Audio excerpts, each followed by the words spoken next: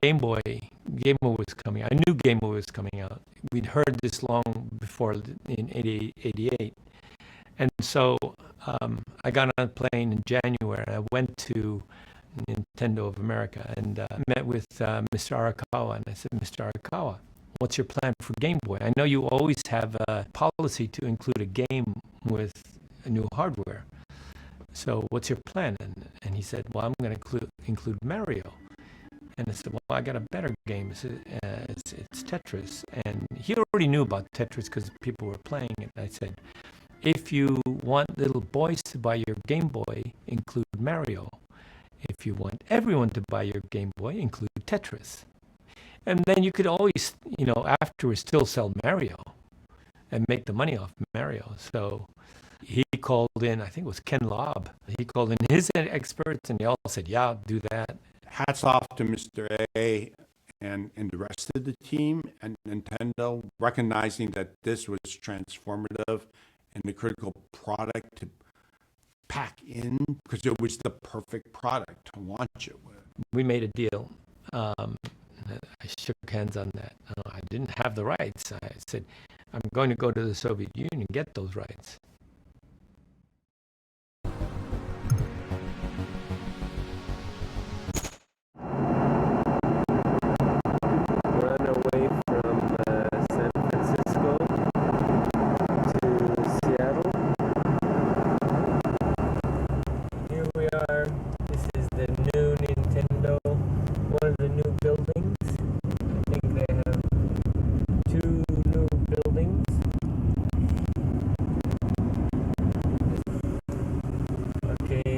First building you see should be the building where they manufacture the Nintendo unit. Well, we have an appointment with Mr. Arakawa in 5 minutes, so actually we're a little bit early.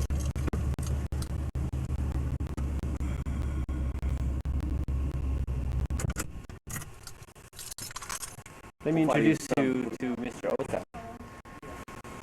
This is Mr. Ota from Nintendo of America. He's probably the most important Japanese person in America next to Mr. Arakawa.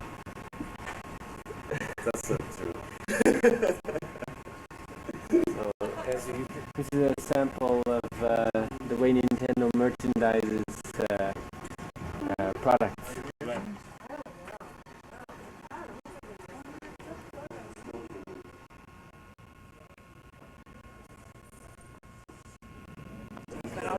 This is Nintendo of America's customer support section. The first 2 rows down there answer letters and write stories for the magazines. Panning over here, we see people answering the phones, answering questions about the Nintendo machines. How many of them are there? There are, probably right around 150 to 200 people. We're open from 4 a.m. until 10 p.m. 4 a.m. till 10 p.m. Oh my gosh. Okay, and scanning around here, we get into the games counselors. How many game counselors are there? Right around 82, and the number's growing. 82, and these are people who answer questions about games and How to play games. okay. So altogether, from that section down here is all customer support. All the way down here is all customer support.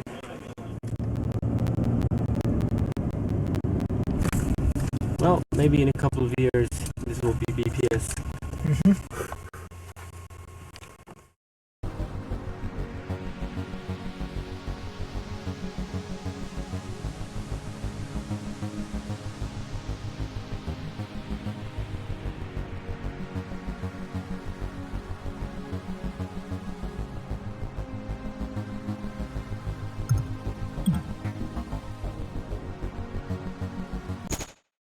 Robert Stein, he was the closest to Moscow, and we were communicating by fax for the handheld rights. he kept on putting me off, and he sends me a fax. He says, I'm going to go to this whatever trade show in Germany, then I'm going to Moscow. I'll be there for a week. I'll be there for a week, there for a week. Then I want you to come. Why? Why do I have to come a week after you, go to Moscow? What's going on? That was February of 1989. Then at that time, I got a call from Arakawa. I said, somebody, and that was Gilman Louis, had come to me and said that they could give me the Game Boy rights to Tetris. All the alarms were going off. There is, somebody else is dealing Tetris somewhere. I got to get on that plane. So I said, Mr. Arakawa, Gilman is the one who came to Japan and said he could give me the rights. And turned out he didn't have the rights. So I'm about to get on a plane and go to Moscow and get these rights for you. Give me a chance to finish my job. He said, okay. With a tourist visa, 2 days later, I got on a plane, went to Moscow.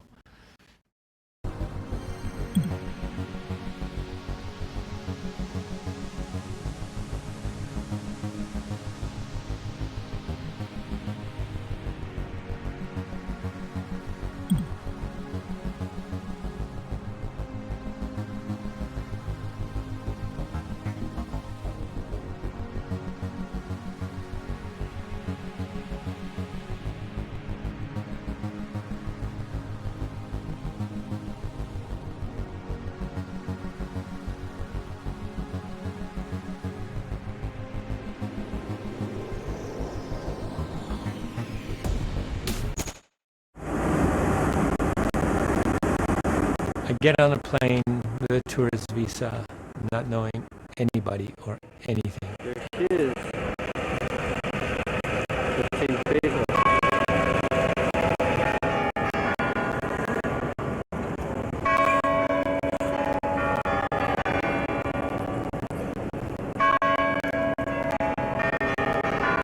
I had a video camera because I had no confidence that I would be able to describe what happened to me in Moscow. And so I was recording everything. Okay, from the hotel from the outside, the Interest Hotel.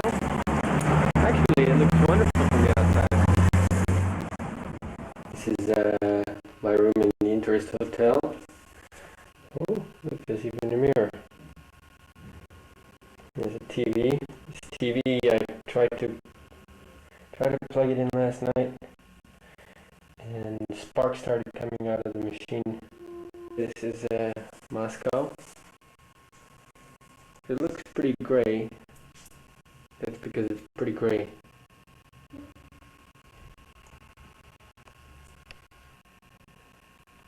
Well, today I'm going to go out, see what I can find out. All I have is the game with the copyright notice, and the copyright notice says Tengen to Mirasoft to Andromeda, from Andromeda to Elorg.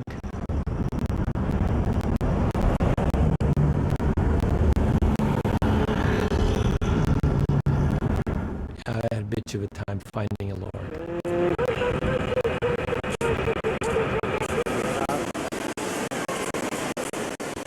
I've spent about 3 hours trying to locate Elorg. Watching video of Hawaii because the TV doesn't work, the radio doesn't work. I've read everything I could read. I'm waiting for a phone call from Japan. They're gonna tell me where the Moscow Book Club is, because I'm sure I won't be able to find out by asking people here. My strategy was I was going to find a Go player in the Soviet Union. So I had gotten the address of the Russian Go Association. They made some phone calls for me, set up a Go game. And so the next morning, I had a chance to play Go with the third strongest Go player in the Soviet Union. He was also a 6th dan, just like Mr. Yamauchi. And like my father, he was also a 6th dan. I got smart this time and I have hired a car. The next day, we hired a limousine. Driver in the mirror. I wonder if we can. Maybe it's too dark to see. So, what's your name? Как зовут? My name is Victor. Victor. Victor. I see. Okay. I get back to my hotel, and in the hallway of the hotel, all of a sudden I see an interpreter. It's like, interpreter's like, oh my gosh, of course, I should hire an interpreter.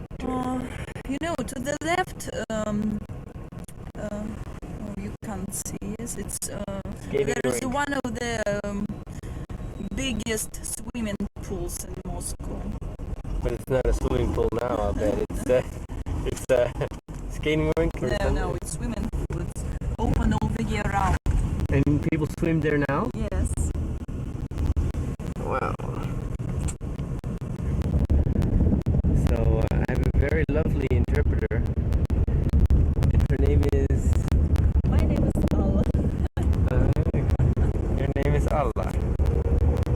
And so I said to him, Allah, can you help me find a Lorg? And she looked at it and said, oh yeah, I know where a Lorg is. She knew that right away. And I said, that made me suspicious. It's like she already knew what I was looking for. In other words, the word had gotten around, this guy snooping around for a Lorg, which I'm not supposed to be doing that. I'm not supposed to be meeting any Russians. I'm only supposed to be there taking pictures of tourist attractions. That's it. Really something. First, we went to the Go Club. The place where people play Go is inside of this big building where the Olympic Committee was. Whoa! What's this? Olympiada? Olympisk. The chess club. They take their sports very seriously. We're going right into it. I'm impressed. I am impressed. I won that game. Problem with the Go player is he didn't speak a word of English. So he was absolutely useless. I couldn't get anything out of him, but I had the interpreters. It's fine. So then we went to a Lorg. Okay, we're on the street here, where we just passed by the American Embassy. And that building there is a Lorg. And I remember going up to the door of the Lorg. This interpreter, she goes, no, you can't go in there. And I said, what do you mean I can't go in? I said, you're here on a tourist visa. It's like, how do you even know that, you know? And I said, I didn't come all this way to stand in front of a door and then go back to Japan and get a visa so that I can go through this door. I'm going through this door. Are you coming with me? And she said, no, I can't go with you. I said, okay, I'm going in. You wait here. So I just stood there in the lobby waiting for somebody to talk to me. Mr. Belikov comes down the stairs and I had my game. I said, I'm the publisher of this game in Japan, Tetris, and I'm looking for the rights to Tetris for handheld. And he looks at it and he says, what machine is this for? And I said, it's for Nintendo. It's a console. And he says, we never licensed Tetris for console to anyone. I'm like, holy crap. If somebody else picked up those rights, they could stop me from publishing and my in-laws would lose all of their land. So I was in some seriously deep kimchi at that moment. I decided, you know what? I'm going to focus on the mission that I'm here, and I'll deal with this later. So I said, I would like to come back tomorrow, and I'm here for the handheld rights. The reason I said the next day is because I wanted to make sure that they could get the right people in the room. So he said, okay, come back tomorrow. I'll meet you at 1 o'clock, blah, blah, blah. That was my official invitation right there.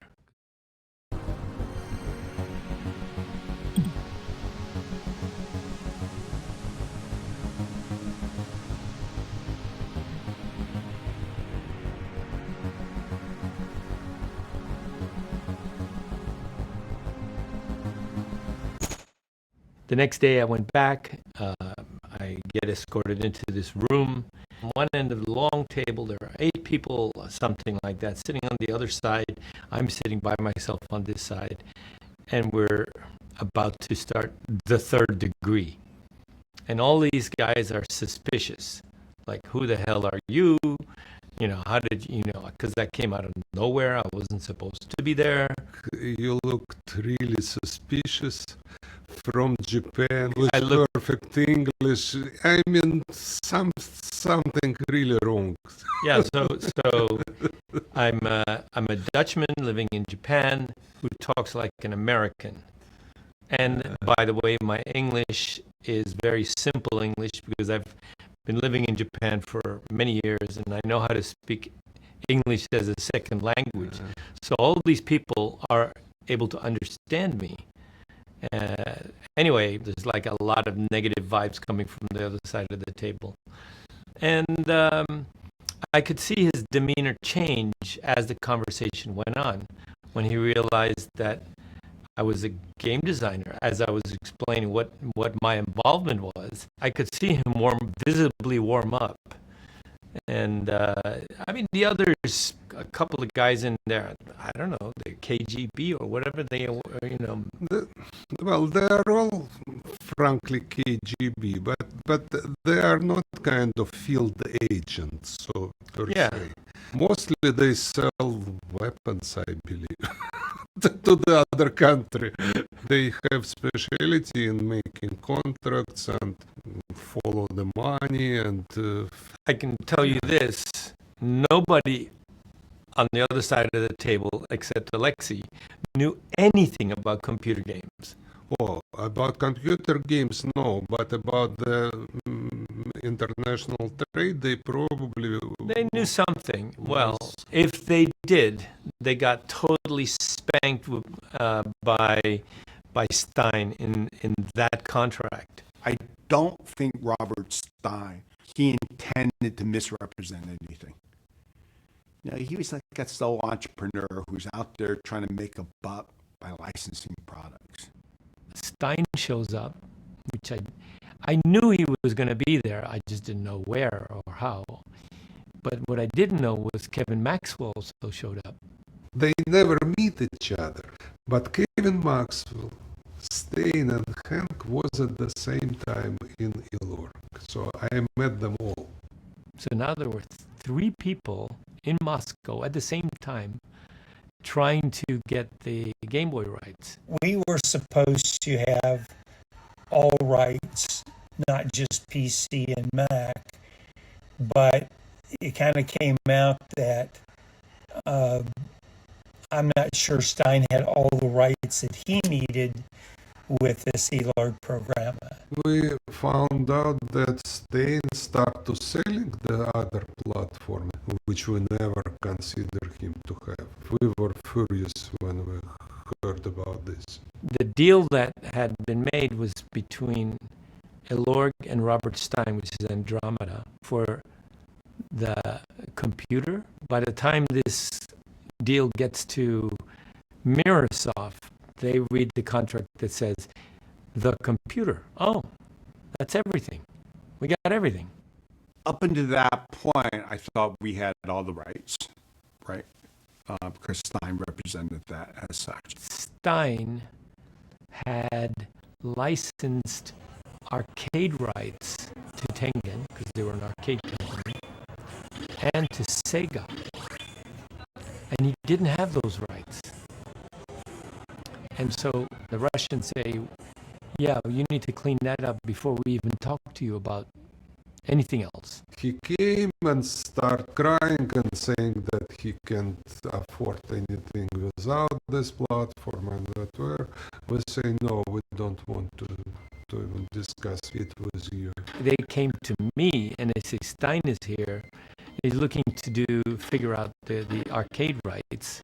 What should we do? Rather than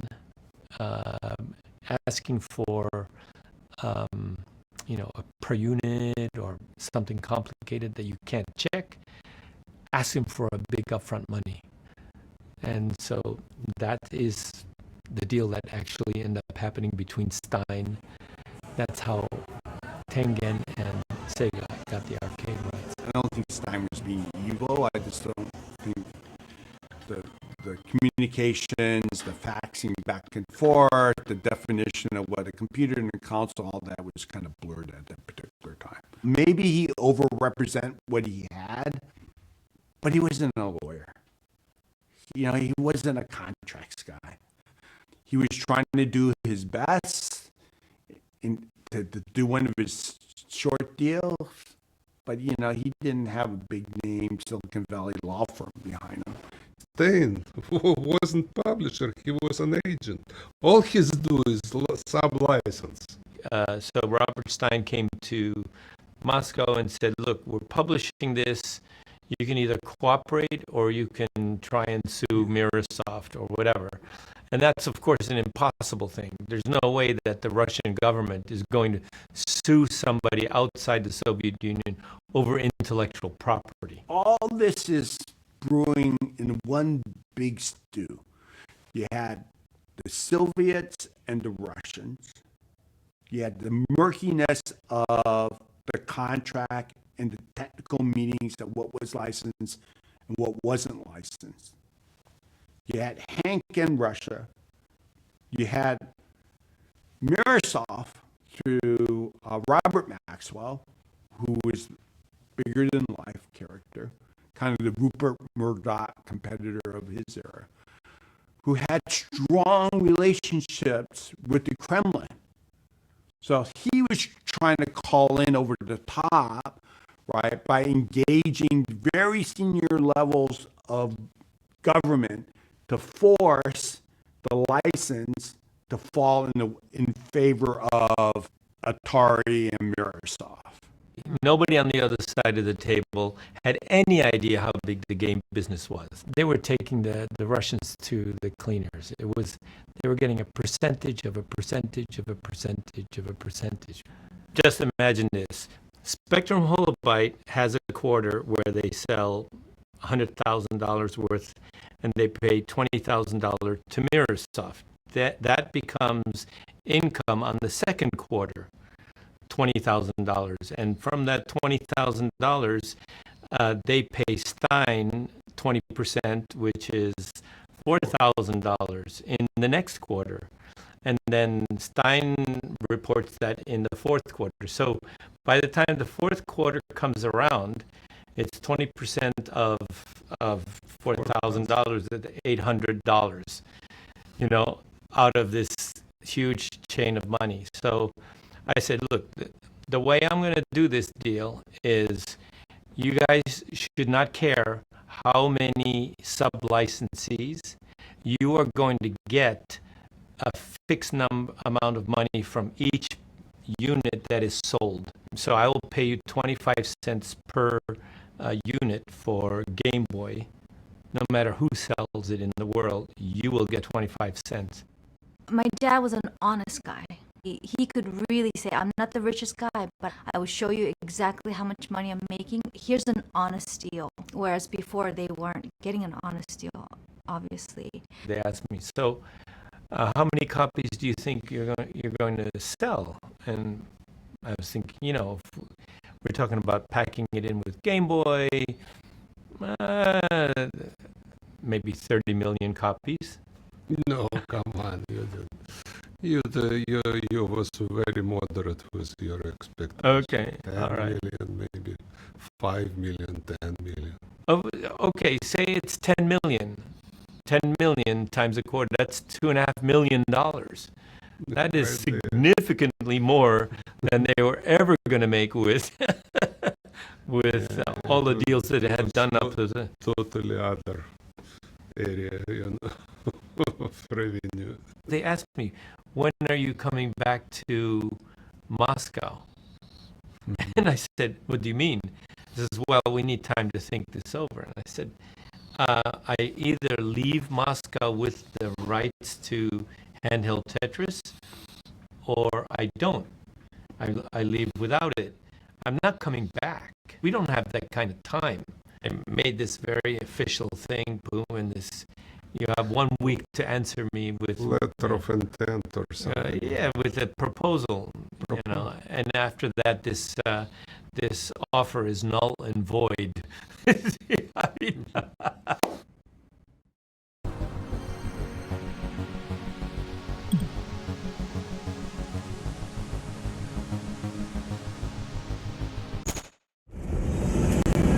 Good morning. It looks like it's snowing. I was at Mr. Pacheco's house yesterday until 2 o'clock in the morning. Had very interesting conversation about game design, and he showed me many new games. I'm sure we can have very fruitful relationship. I'm on my way now to 10 o'clock appointment with Evlogi about obtaining the rights to handheld Tetris. We shall see. in that meeting, we hammered out the basics of what a deal would look like, and I said, I'll get you a contract. It took 8 hours to make a phone call out of the Soviet Union to anywhere. I make the phone call to my lawyer in Tokyo. I do it before I go to sleep so that if they call me during the night, then I'll be there. And I wake up in the morning. Sure enough, it takes about 8 hours. I said, okay, I need a contract. I have to explain every word, so it can't have any big words. It can't be more than 20 pages because I have a limited amount of time to explain this. It has to be a fair contract because I'm not going to have time to go back and forth. This contract has to work the very first time. And it has to satisfy Nintendo that we actually have the rights to Tetris. And you have 24 hours to create this contract, and here's the fax number. So 24 hours later, this contract appears. To them, they'd never seen a contract that was that fair. Hank is very good partner. We decide that we want him. And by the way, since then I found out they used that contract as the basis for all their contracts after that. Including myself, I use this contract a lot. So yeah, we signed a contract For handheld? for handheld on Friday. Then they asked me, would you like to do another contract for console? And I said, I'm sorry, but I can't. The company I licensed from, they're a big litigious company. I had read the Atari contract, and my lawyer said that there's a clause in there that says if we don't have the right, you have to help us get it. How the hell did that get in the contract? It's like, oh my God, this is litigation. I have to go back and figure out whether I can do this or not.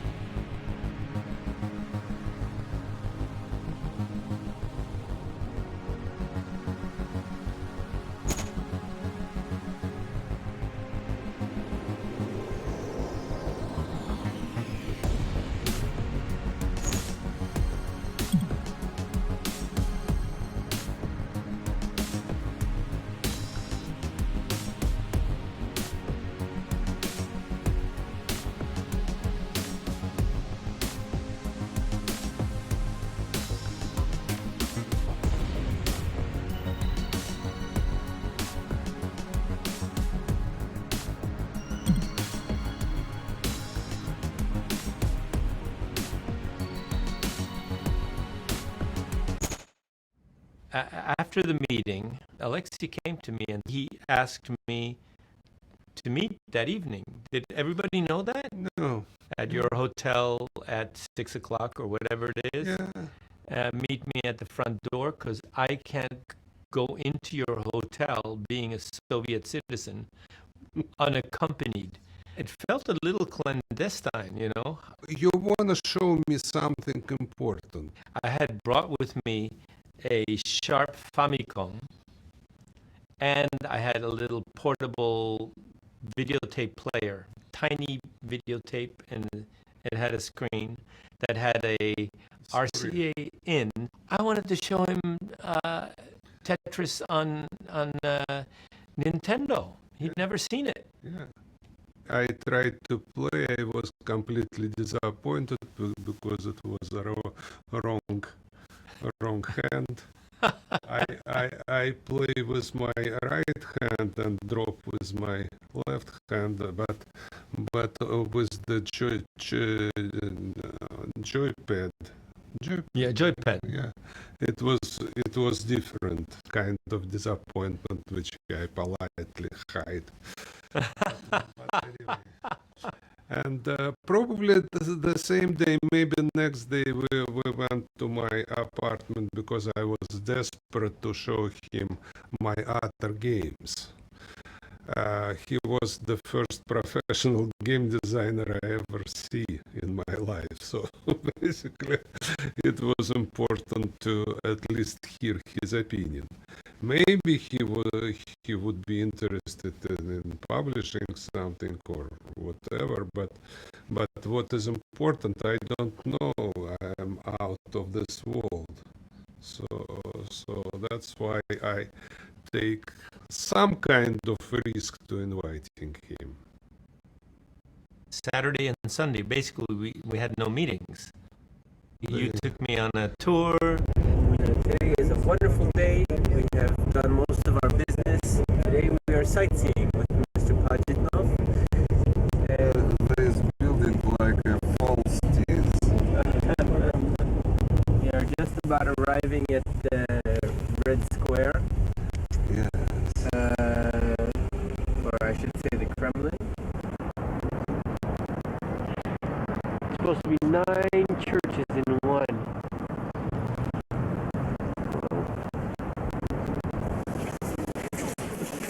This is Mr. Alexei Pazitnov. He is the author of Tetris. Play Tetris, Tetris. my friends. Okay. Let's see. Bye-bye. So, you have to see my barb. I'm Russian people. Beard. Beard. Barb is in French. I see.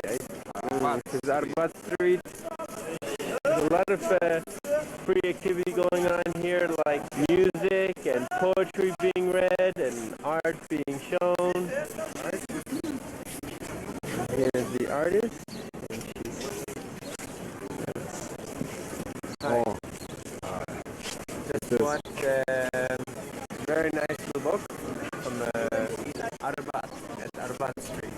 and the next day he invite me to Japanese restaurant. I had no idea what Japanese people eat, and then I found out that I put in situation when I need to use wooden stick instead of forks, and moreover, I need to eat the fresh uncooked fish, which kind of absolutely unthinkable thing for Russians. Fish is something you, for sanitary reason, you need to cook, overcook, and overcook again, you know. But he kind of showed me how to handle those chopsticks, and then he showed me that this green stuff is really hot kind of spice, Wasabi. which could help me to swallow this uncooked fish and whatever. So basically, I managed to be okay. You managed to be okay. Yeah. Guess what his favorite food is now? Sushi. You know, a little taste of Japan. And strange restaurant, very fancy, but they don't manage to cook the fish, the most cookable kind of food and out of anything else, you know. Yeah. Oh my goodness. That's that was another quite an experience for me. Yeah. Besides Nintendo machine, which is upside down device.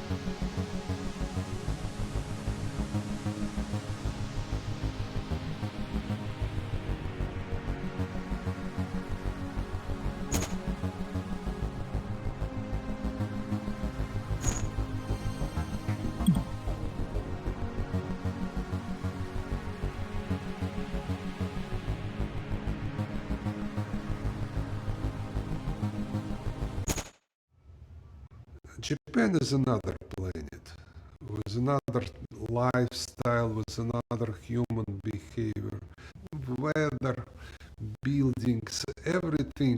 You are really on the other planet there. Entire visit in Kyoto was kind of important for me. The second day, it was a short visit with Mr. Yamauchi. He was a normal kind of serious businessman, very polite, very kind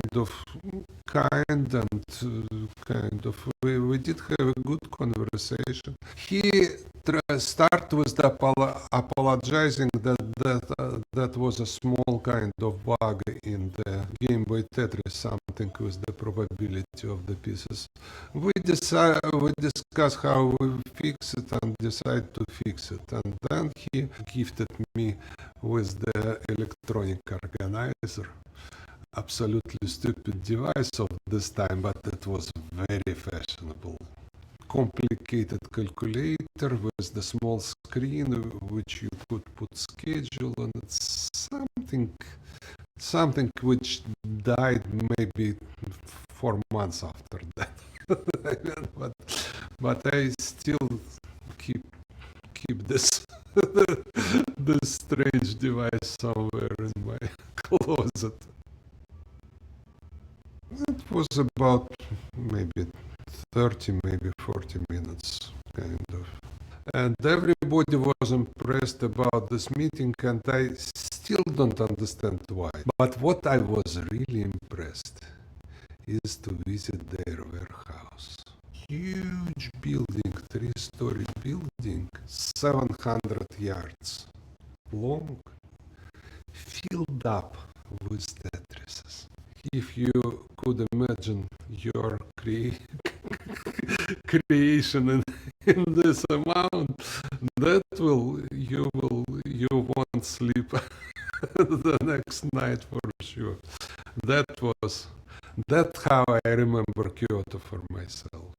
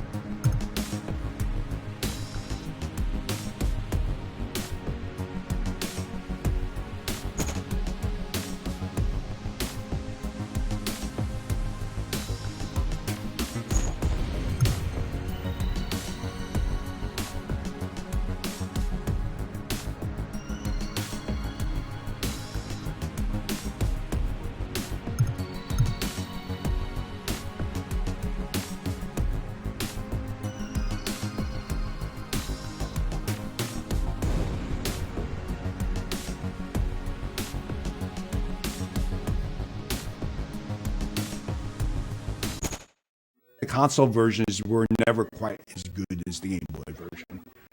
I think Game Boy Tetris for me was like the game that I played the most. I think it was such a game changer, right? Because we're already playing the Famicom, like NES type games at home, but then now you can take that everywhere. I remember like going to Disneyland or going on trips, and we would have the Game Boy, we would link it up and play together. Game Boy looks for me like a device for Tetris, by default. With the small screen, with the good resolution. Buttons work well, music was excellent. I did play Mario on it, but Tetris is much better on the Game Boy, at least for my opinion. People think the Game Boy version was probably the perfect game.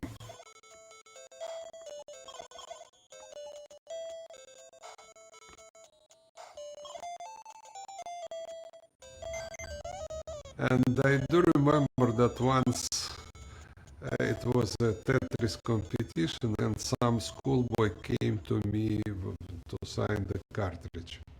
I signed, and he is glued into the Game Boy. I was very impressed with this. So for me, Tetris is really literally glued in the Game Boy. So if you remember Game Boy, you can't forget Tetris. Historically, they are together.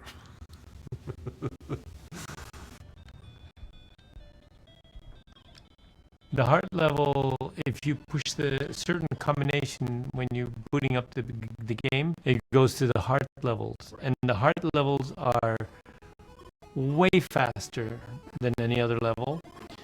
It's so fast that if your piece drops, you cannot reach the side higher than 4 off the bottom. So that's how fast it's going. So if you want to do a Tetris, you need to make the hole in the middle and hope that the long piece comes.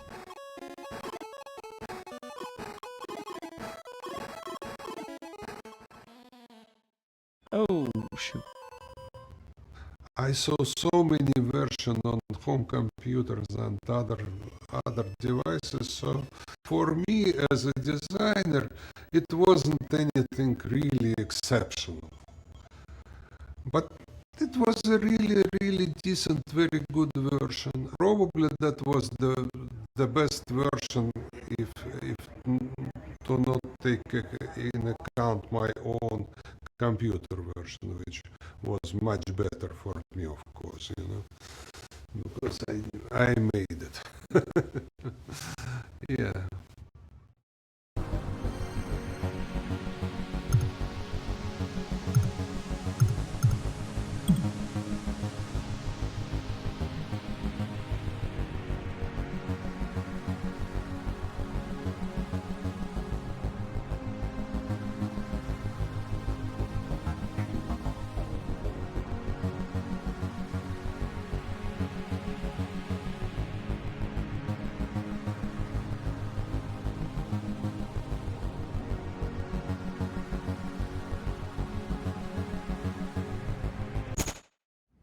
Tengen was going to make cartridges without paying Nintendo. They had reverse engineered the Nintendo cartridge.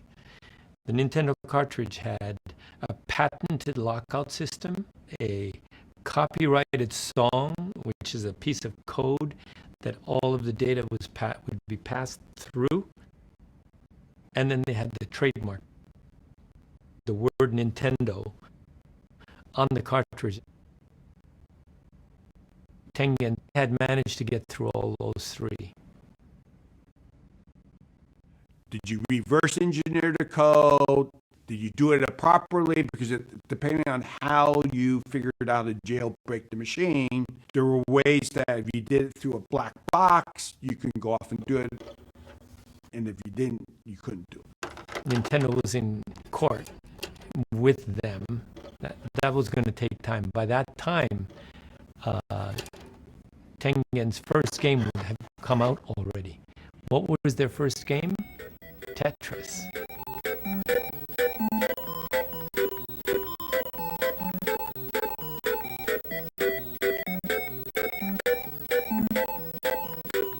You're gonna give us a copy, yes?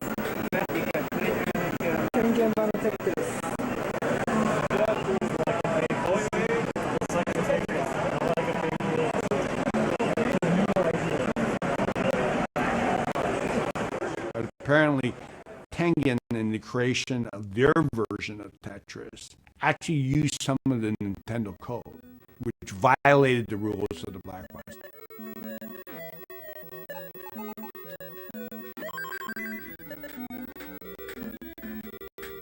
So if they could stop Tetris, that would put Tengen back a long time. So I go back to Japan. I call Arakawa. I said, "This is and this and this is what's happening." He said, "Get us the right to Tetris." What happens when Atari game sues me. We will protect you. Like, okay. So I found myself a month later, I'm back in the Soviet Union. I said, yeah, I'm ready to do a deal for the console rights. And do you need me to bring the president of Nintendo? And they said, yes. And they came on a clandestine mission. Everybody at Nintendo of America thought they were in Japan, but they actually flew to London and from London to Moscow. We went through a week of negotiation. So I ended up getting Nintendo the rights to console worldwide, and then they licensed back to me in Japan. So my in-laws' property stayed intact.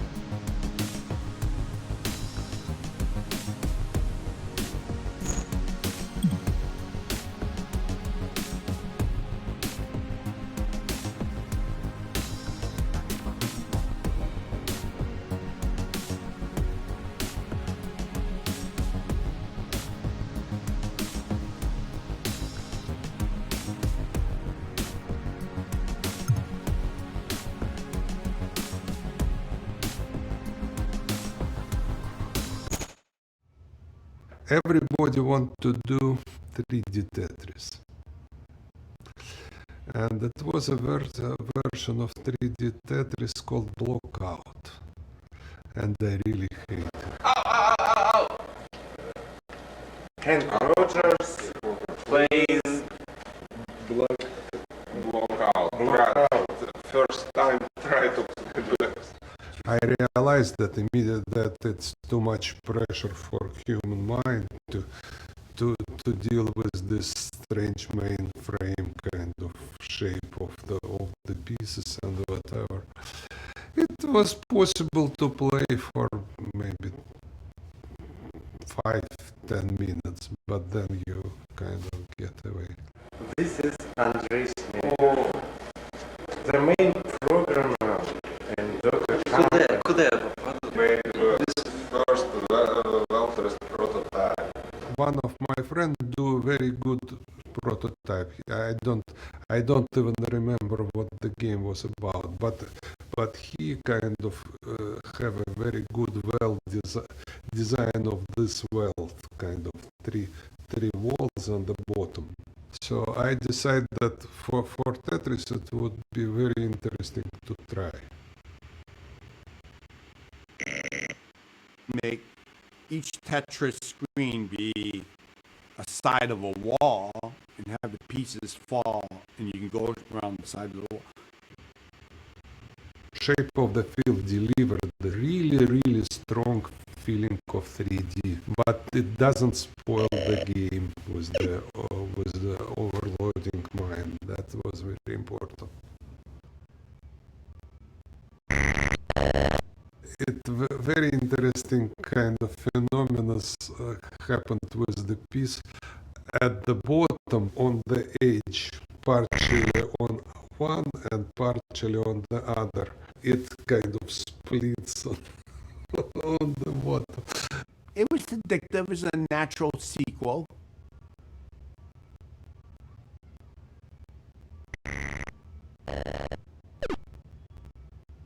Weltris won an award at SPA the following year after Tetris. And Blockout wasn't there.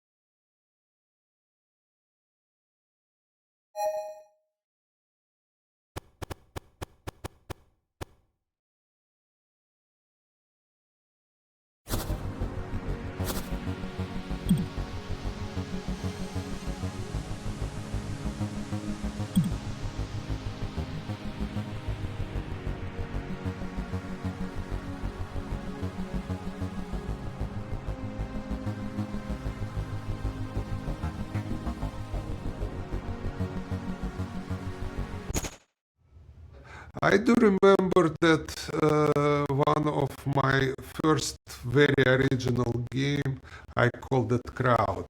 Later it was published under the name of Muddled Casino in Microsoft Entertainment Pack.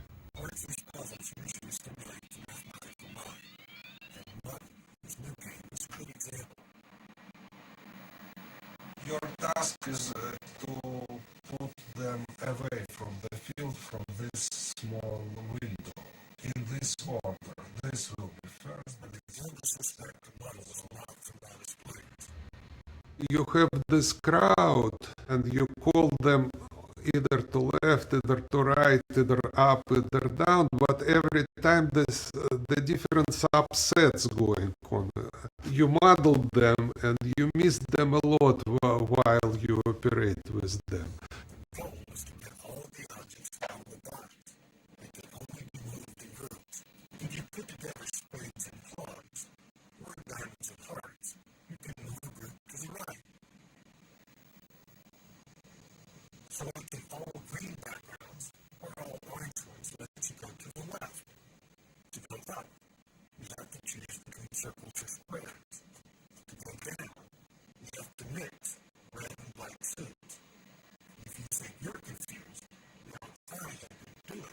And now put the circle up. Enough? But now I want to separate that guy and bring him down. Oops, that's not a good idea, I bet. It took intense concentration to avoid getting stuck. I could see this game was geometry, logic, and strategy all rolled into one. You made it! Okay. You see, this game is rich enough. I don't know. I like it very much, but maybe it's a little bit complicated. Right now, I understand why you call it muddle, because my mind's kind of a muddle right now. That was my very first, very original game which I produced. For me personally, the best kind of pleasure is the pleasure of intellectual activity. So this kind of pleasure I would like to present to my customer, to my players.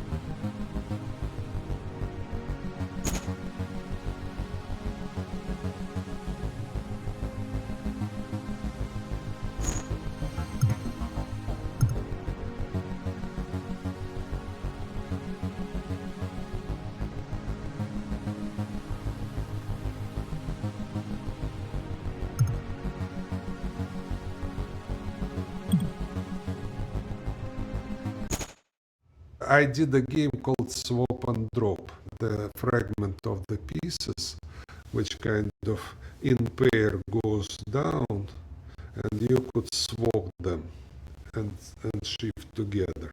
That's how it worked. And we did two different games out of it. Tetris with the heads, those heads going this way, and you need to collect the pile of 5 heads, and they have different property. I like Tetris very well, and hand published it for Nintendo, but for Nintendo it didn't, for Famicom it didn't work very well.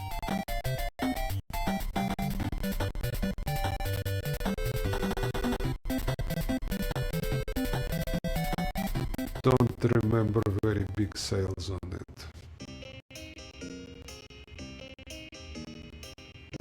Some team did it with the faces. Spectrum Holobyte published this game.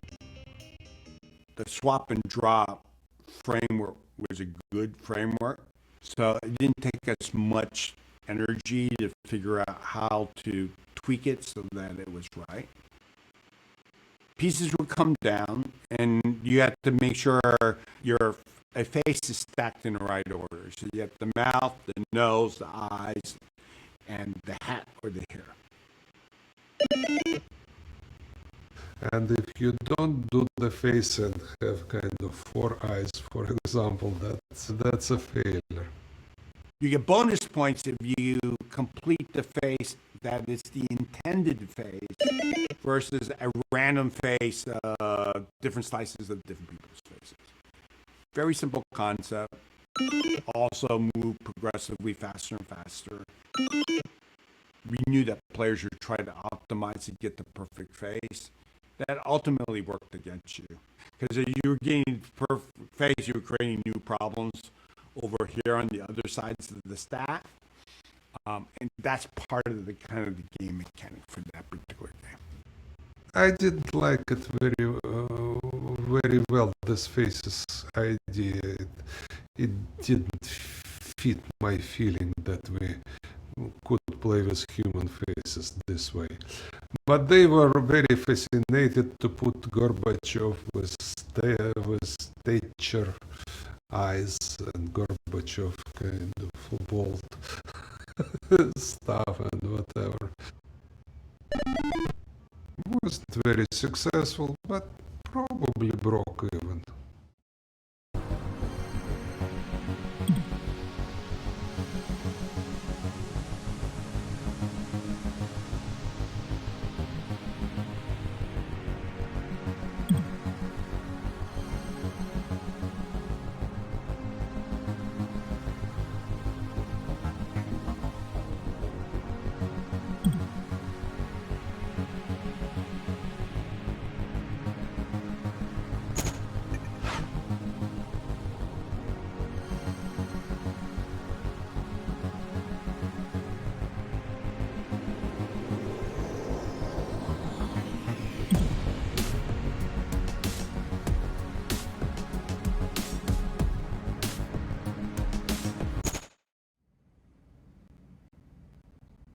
When a new platform comes out, or when the old games, everybody has it already, what do you do for an encore? Here we are playing one proposal for a Tetris 2,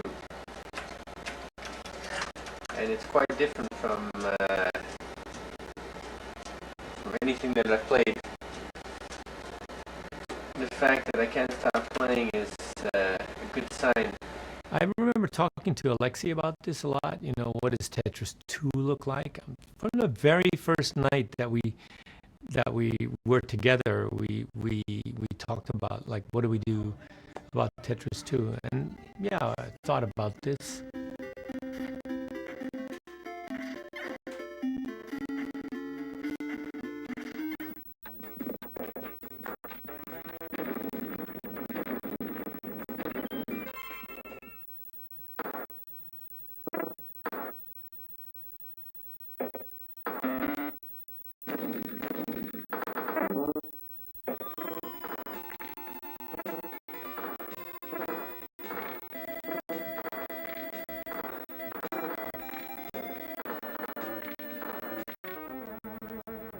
we made a policy that we were always going to include Tetris.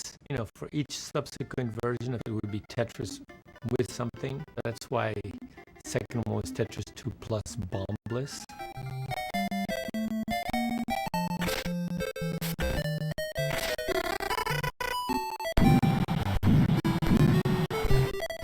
Tetris Battle Gaiden was like with magic effects and so on and so forth. It's cute.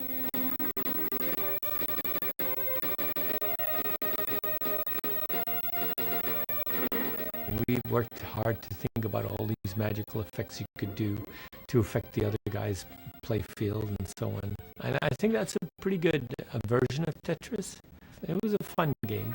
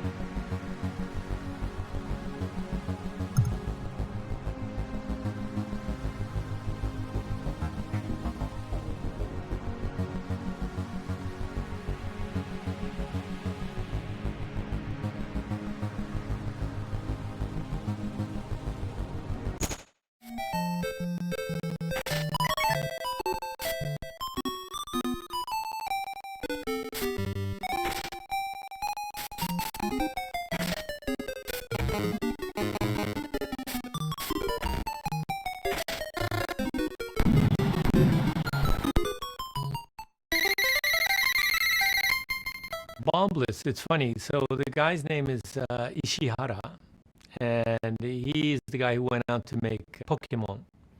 That's the guy. On my second trip to Moscow with Arakawa and Lincoln, who do we meet in the lunchroom of the hotel? But it's Ishihara. What the hell is he doing here? He was there for Fishing for Rights because he had created Bombless.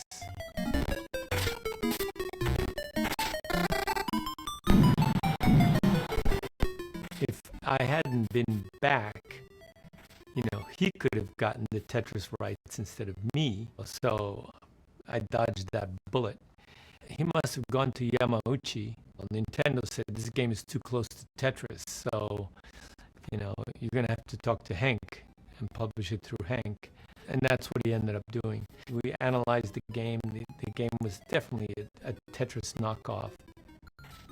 According to the law, I could have just published Bombless without paying him anything. But actually, I paid him like, I don't know, $1 unit or something like that.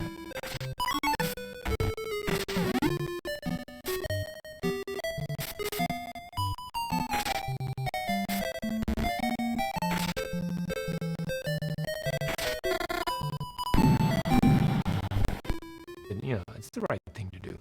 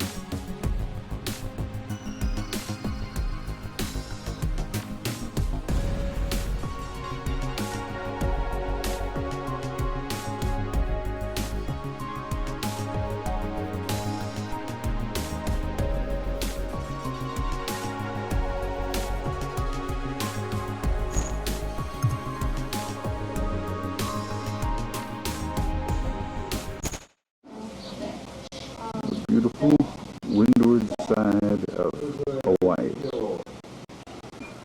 Isn't this lovely? Hank and I and Alexi would get together in Hawaii, and we would hang out at Hank's house.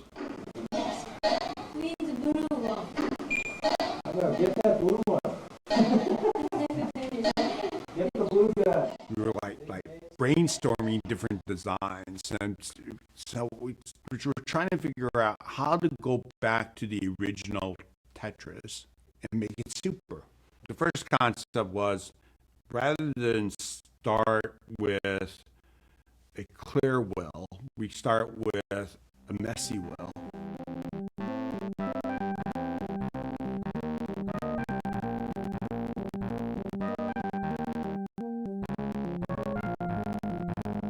The goal of the game would be to clear out the messy part, and that would get you to the next level of progression. And so we came up with this idea of having bombs.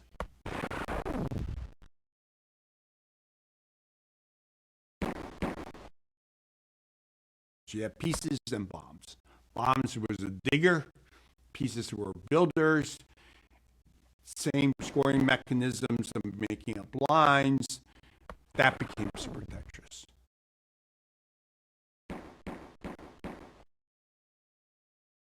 Alexi and myself worked really hard to try to get that game tuned. That game did pretty well.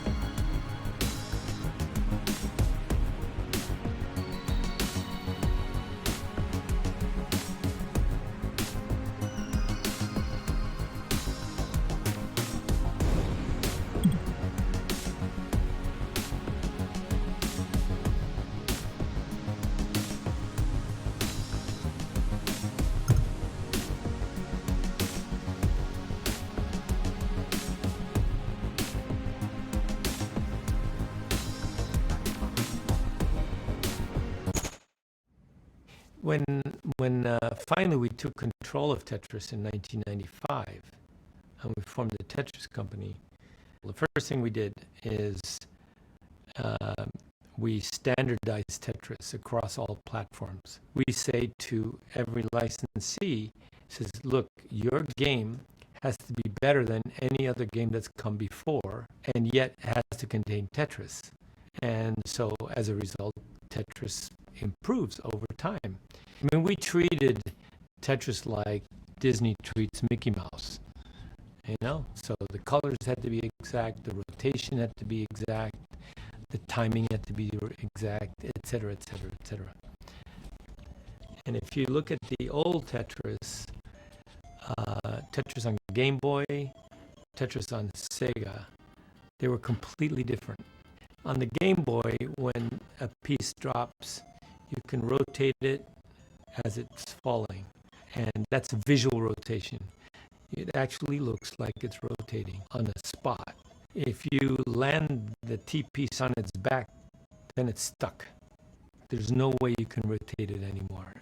On the Sega, if you rotate that T-piece as it's falling, it looks like it's jumping around in a little circle. It's not rotating on the spot. You can drop it, and then you can still rotate it once it's landed. It actually has to jump up to be able to rotate. On the Game Boy, you do all your thinking while the piece is falling, and on the Sega, you drop it and then you do your thinking. It's just a different way to play the same game. So I came up with a rotation system we call it super rotation. And the way super rotation works is while it's falling, we do visual rotation, which is the Game Boy rotation. Then once the piece has landed and this doesn't work anymore, then it'll try this.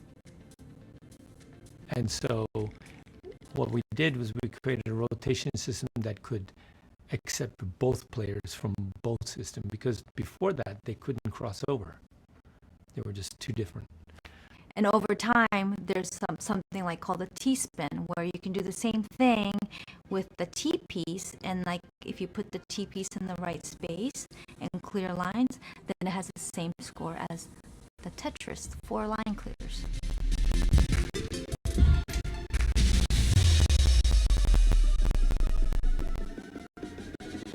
And we also had to create the bag system. So you're not going to get stuck with like 7 Z pieces. That could happen, and then you're really messed up. In the original Tetris, the pieces are completely random. I remember checking into a hotel and said, "Oh yeah, you have something to do with Tetris? Yeah. You know, it's watching me, and it doesn't give me the eyepiece when I need it." And I said, "It's completely random." I said, "No, it's not. It's watching me." I said, "Sorry, I know exactly what it's doing. It's random." If you're waiting for the eyepiece, sometimes it doesn't come.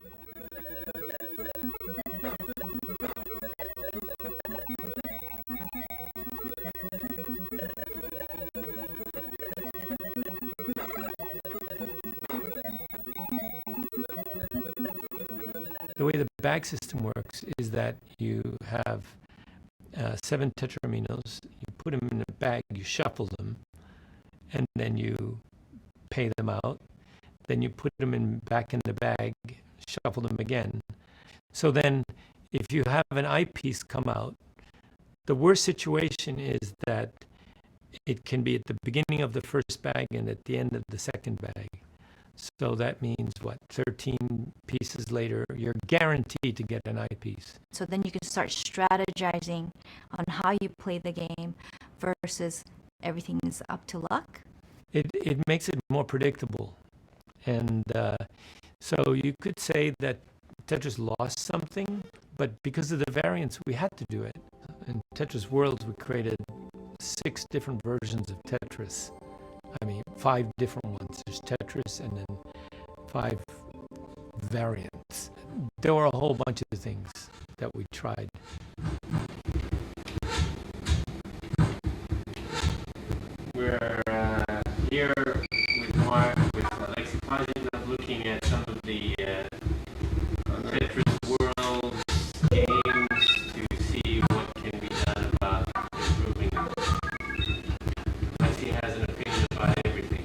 some of them needed special rotation. You know, one where if you clear a line, the pieces above fall down, and so you can get a cascade going.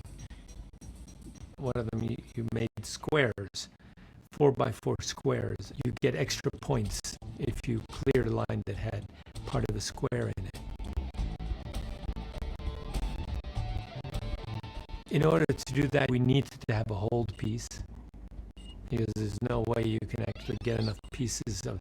You would have to wait 2 cycles for that piece to come back. The bag system, it kind of stuck in there. I'm kind of like, now we're having second thoughts because we're back to original Tetris. Why need the bag system? You could do a bigger bag, maybe a double bag, in which case you could have an or just no bag.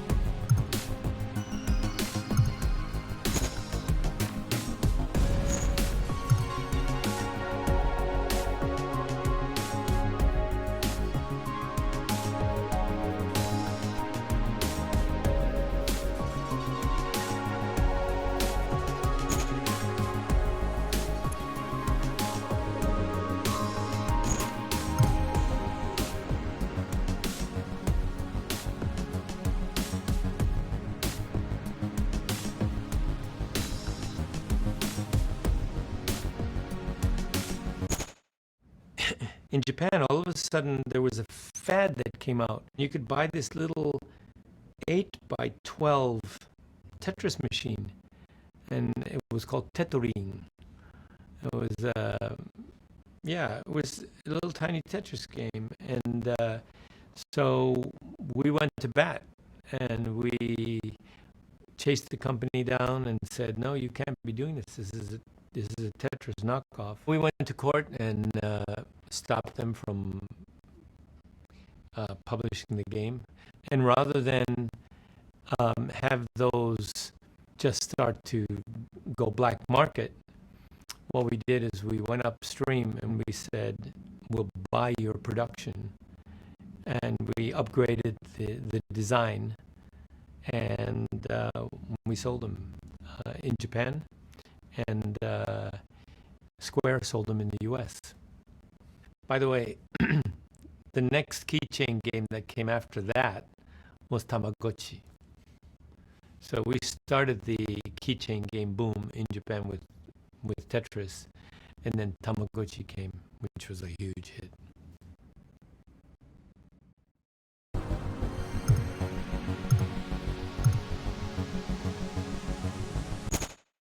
The perestroika economical situation become worse and worse, so I need to think about the money more and more, because at some point I signed the paper which says that I grant the rights for Tetris to my computer center for 10 years. 1985 to 1995. Elorg was going to be the agent for the computer center for Academy Soft. Those documents all said that all the rights revert to Alexei at the end of 1995. Well, Nintendo made money, we made some money, and Hank made some money, right? None of the money actually got to Alexei. In 93 is when he asked me to help him, because he said, come 1995, they're just going to try to take the game from me. So let's make a deal. And we shook hands on a deal. And my lawyer said, oh, Alexei needs a lawyer.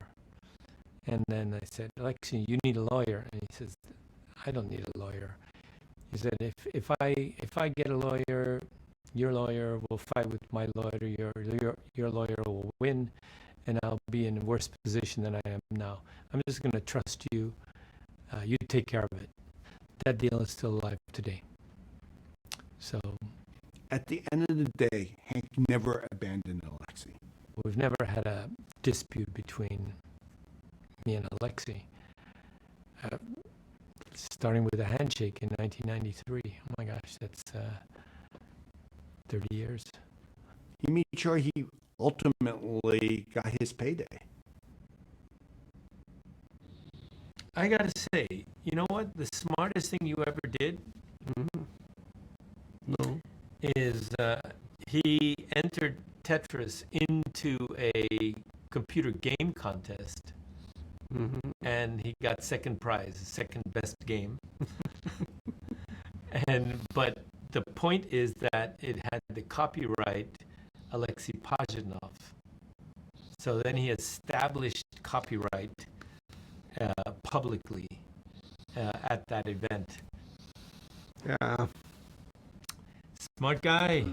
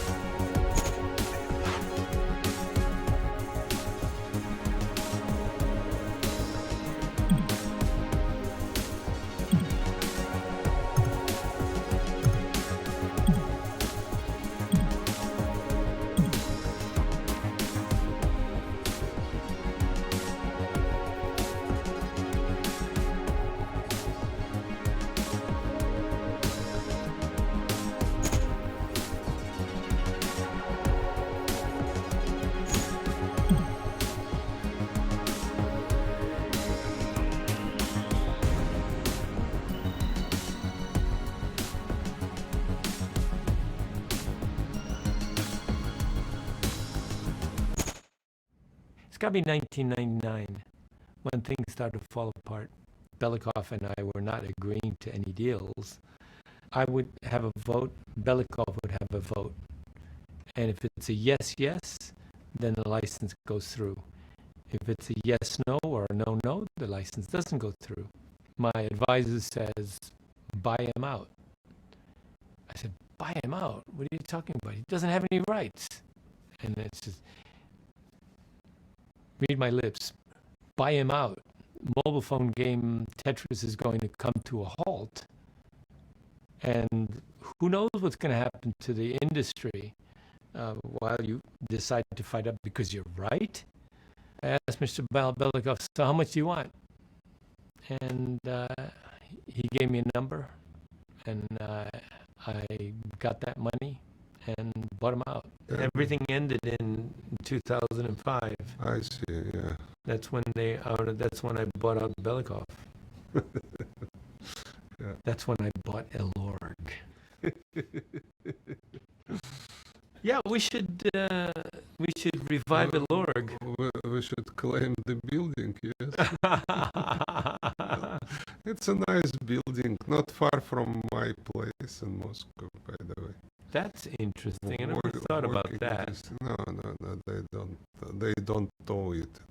The first thing they cash it out is the building, I'm pretty sure. I see. Yeah, otherwise it would have been more money. Exactly.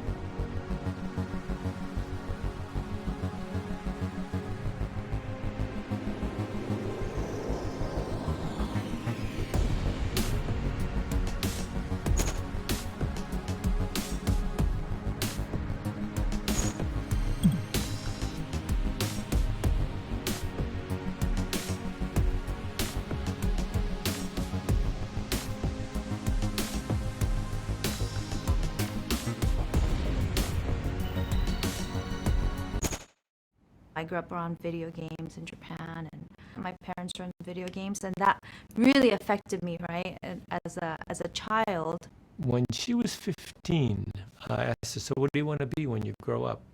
And she said, "I don't know, but I want to make more money than you." I said, "Okay, deal.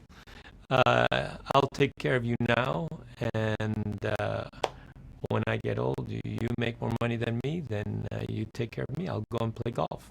Right after college, I went to work for a big company because my mom wanted me to go work for a big company. That's what we do, Japanese people.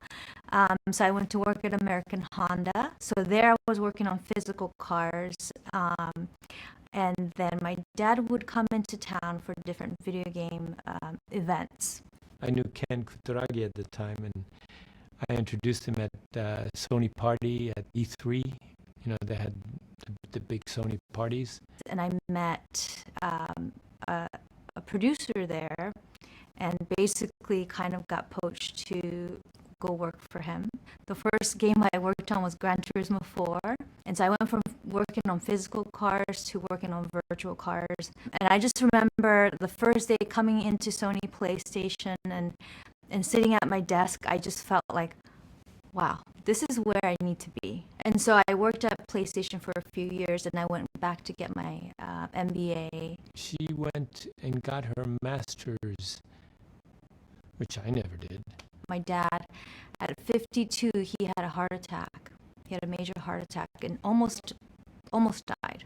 And I wanted to work with him. I wanted to learn from him. I worked for my father, and I hated it. He never did any accounting. He never paid any taxes. He never listened to me. I wanted to do things properly. I wanted to create a system for it. He wouldn't have it.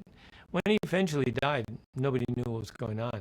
It just, the business evaporated. So I told my kids, I have 4 kids, I don't want you working for me. I don't need you to work for me, because I had a bad relationship with my dad working with him. I'm not forbidding it. I'm just not suggesting it. If you end up working for me and we somehow don't get along as a family, you're fired. Because, you know, I can always hire somebody with your talents, but I can't get another family member. You know, that's a limited resource. So under those conditions, Maya joined the company anyway. And so that was probably 15 years ago that I came and joined the family business officially. The business that my parents had was called Bulletproof Software. That was BPS growing up. That's what I remember. And then when they moved the business to the States, it became Blue Planet Software. Especially the company eventually moved to Hawaii. And now we're called TETRIS because essentially that's what we do. The reason why we're based in Hawaii is because we have family roots here. This is where my parents met when they were in university. And this is really home for us. I moved my family to Hawaii when Maya was 11 years old. I think the cutoff time for you to learn a new language completely is somewhere around 11. We're also between Asia and the West, and America and Europe. And so we're able to do business both sides of the aisle. The fact that we chose Hawaii was for our family and to showcase that like we can live and choose where we want to be. Tetris is unique that it's still privately owned. It was never bought or it was never sold to a big company. It's been really important for me to try to expand the brand beyond video games, but really make it a lifestyle brand. We might work with Uniqlo or Puma to do merchandising.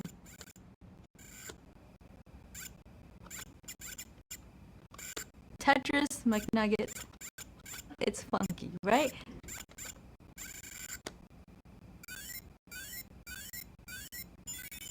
We really didn't know the culture phenomena that it was gonna have. That's a perfect example of like, I wasn't crazy about it, but like, let's try it out. So anything that touches the brand, we manage. We always consult with Hank and Alexi. That means that time was up or something like that. Oh, no, oh. They own the game together, so everything that we do that's major to the brand, especially when it comes to like game design and moving things forward, we do get them involved. She was made to be the boss.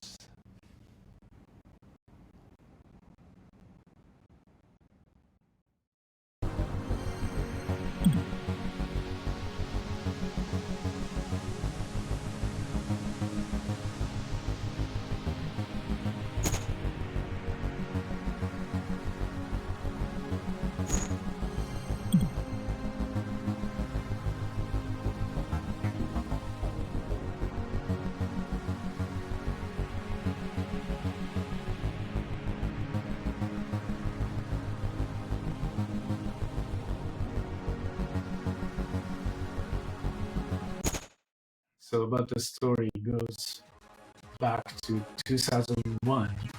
I was in Sega.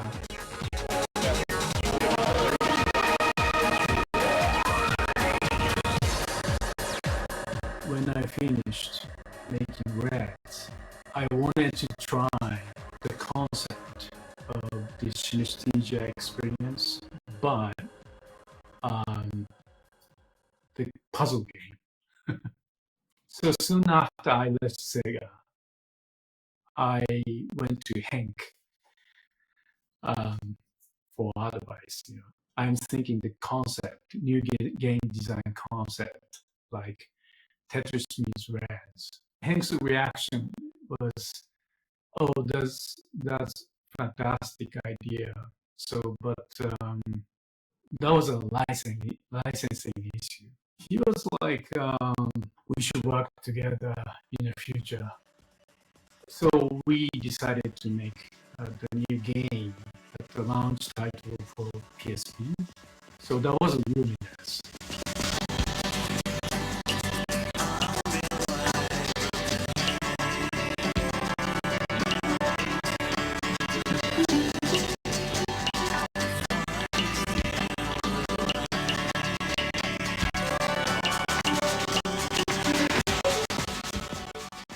When I founded Enhance in 2014, I met Hank again. What if like that? What if the new Tetris coming?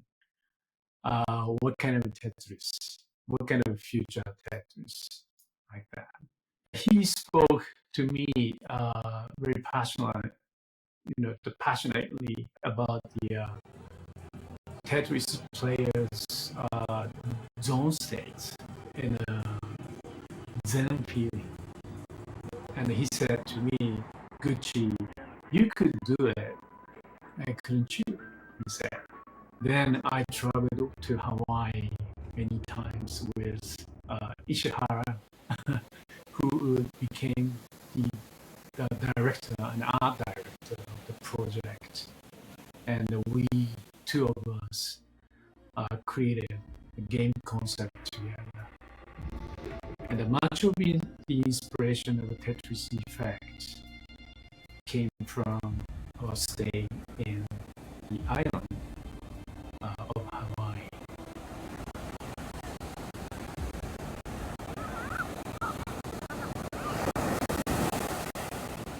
When I think about the idea of Tetris effects, my past experience, like I love to watch Tetris in arcade.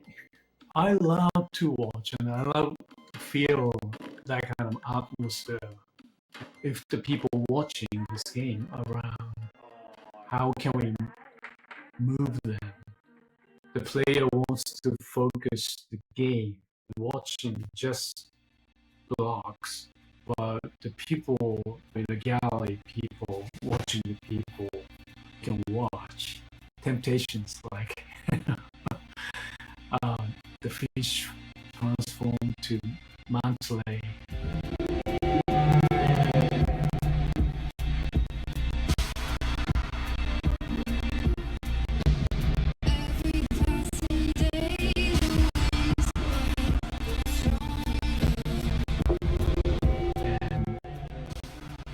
well.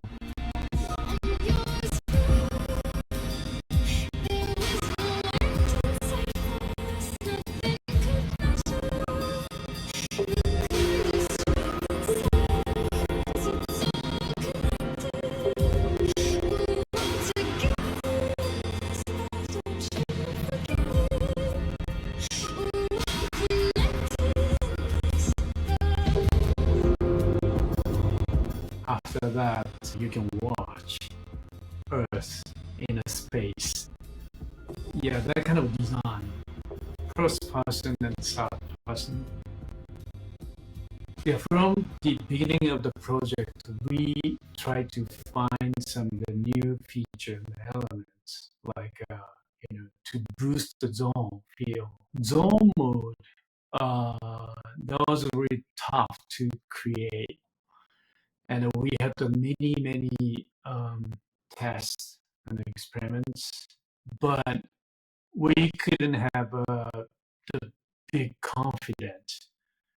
Oh, this is it, and we decided to extend development 3 months. We promised with Hank, so Hank told me, please make a new Tetris game using and boosting like kind of a zone feel. In our mind, we all the time, how can we make it a Zen feeling? What is Zen? It's like that kind of experience. We dive into the pool and the ocean, like suddenly, like boom.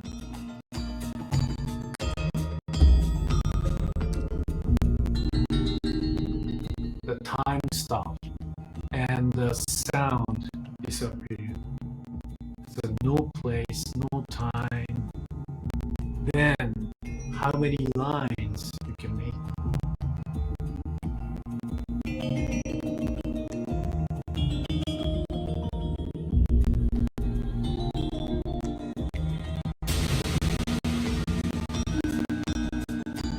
That was very successful. And finally, we could find, oh, this is it. This is it.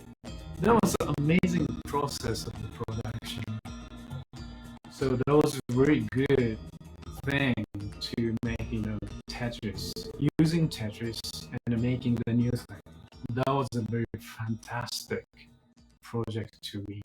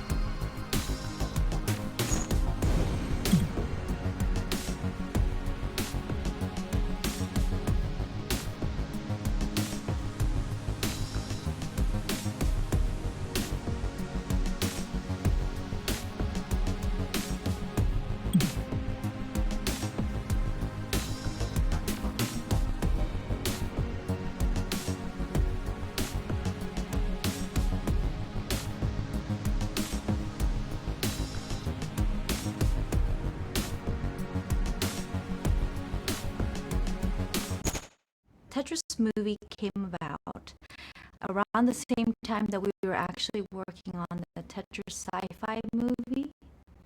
And that movie ended up not happening, but a famous director said, hey, I want to Tetris movie, the biopic.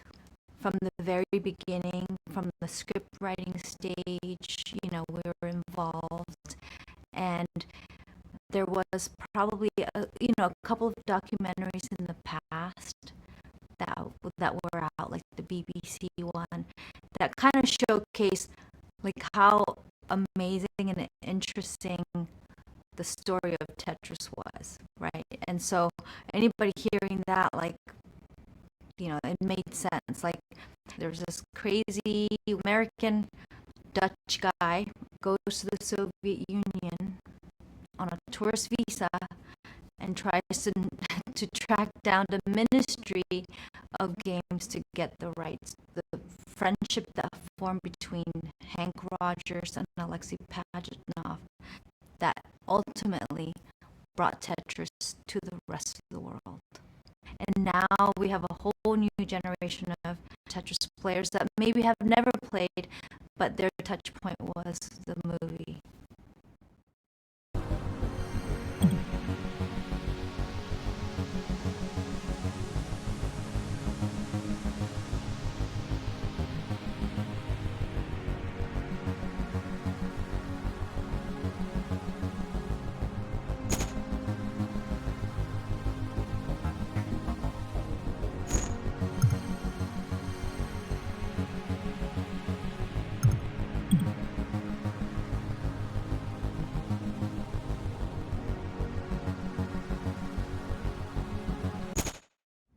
I think our friendship goes deeper than our individual interests. Hank and Alexei are so different. You should help me with the... Yeah. Turn it, come on. Don't you see my piece? What are you talking about? No, you can't put it there. You I can't can. reach. Just Yeah, put it there. Yeah, there you go. Alexei, if you put him next to a music box, he'll be listening to classic music, and I'll be listening to rock. Hank is an extrovert. Tetris tastes much better than Cosmos. This Cosmos? Alexei is not an extrovert. The movies that he likes and the movies that I like are just different. Everything is kind of like that. I brought my racquetball racket, and the only problem is that there's no racquetball courts in Moscow. They're as different as you can get. I can say this because Hank's my father, right? So I can say some things that some people would never say. Hank is crazy. My dad is out there. He is the original, the most interesting man in the world. He'll do things that nobody would do. So that's him, right? He went to the Soviet Union on a tourist visa. Alexei is not crazy. I don't know about him, but I always want to understand why such a ridiculous thing pleases him. Hank loves the attention. Alexei doesn't want the attention. He's very traditional, very Russian in his thinking, and Hank is very Western American thinking. His weak spot is a fish named herring. His Dutch soul just give up in front of herring plate, He even find out the very very shabby German restaurant in San Francisco, kind of. Come on, it's 40, not shabby. 40-minute drive from the place just because the herring is there. In Russian culture, it's always the cheapest fish cut in piece on the piece of newspaper, which it used to eat after vodka. So all alcoholics is their main kind of snack, lowest level possible kind of food. My favorite sushi is also, the cheapest sushi. It's mackerel. It's saba. Yes, And so that's almost hearing. it's like it's like the cheapest. But they have this common bond, this common language, and they completely have this trust in each other. But like we did the high school boys trip to Europe, the two of us, meaning we got Eurail passes. We just landed in Amsterdam. He likes to plan things and have everything decided, and I like to just adventure. Let's get on the train and see where it takes us. To reduce the stress, he would get one day, and then I would get one day, and so we took turns. And on the day that it was his turn, he would figure out where we're going to stay, get the whole itinerary planned, and we would follow that itinerary. When it was me, let's get on the train. When we get there, we'll figure out where we're going to stay. Yeah, wonderful trip. Yeah, it was great, actually. They're both brilliant, but their personalities are so different, right? If we're in the same jurisdiction, in the same city, every other day, bottle of wine, dinner, and we have this this tradition. So, is it your turn or my turn? Probably mine. Yeah, mine. It's his business card cut in half, and it says Henk on it. Huh. He pays for dinner, Yeah, and give it. and then gives me the paper, and then I Or have not it, forget whose turn is and then I pay for dinner, and I give him the piece of paper. That's how we keep track of whose turn it is to pay for dinner. Yeah. Kimchi. No. Oh, sorry. That's my fault. Time up. I'm All right. Okay. Okay. All right. Hey, good game. Absolutely.